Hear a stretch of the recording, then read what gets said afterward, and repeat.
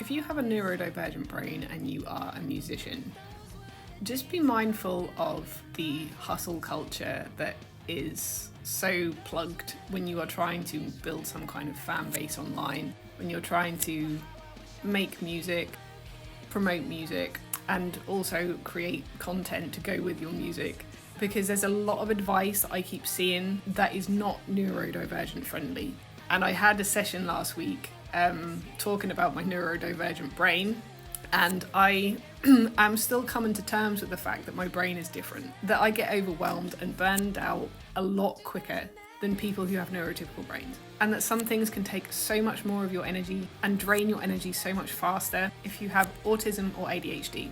So within this session, I said that I struggle with being consistent. One of the pieces of advice that I see over and over again on platforms like TikTok and YouTube, where there's people trying to tell you to do certain things to promote your music, is to be consistent, to show up, to post 5 times a day, to make that video. It's hustle, hustle, hustle.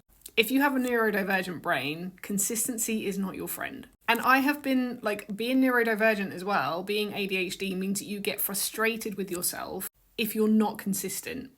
And if you fall behind with releases, if you fall behind with your music video, with your content, if you miss a day, you can literally fall into a self-deprecating spiral because you're not showing up and hustling like all these other musicians are doing and posting your music 5 times a day and doing your content. Why are you not doing it? And that's because with a neurodivergent brain, consistency doesn't work. Well, this is the case for me anyway, in my neurodivergent brain. And this is something that I beat myself up about all the time. So I wanted to share it with anyone else who does have a creative project, who is a musician or an artist, and you struggle to show up every day and do what everybody else with a neurotypical brain can do, because our brains just aren't wired that way, and everything in the world takes so much more energy, and it can burn you out to the point where you need to rest. And usually I get myself to a point where I have to the point of no return, because I am relentlessly working on something and neglecting my own human needs to try and show up and do something that actually,